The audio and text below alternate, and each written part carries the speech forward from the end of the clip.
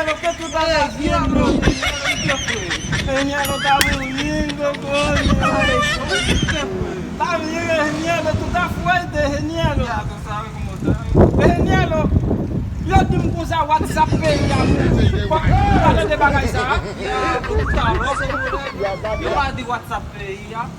Seu Rockstar. WhatsApp? já. Rockstar. Reniero, tu não vai valer na tua mão?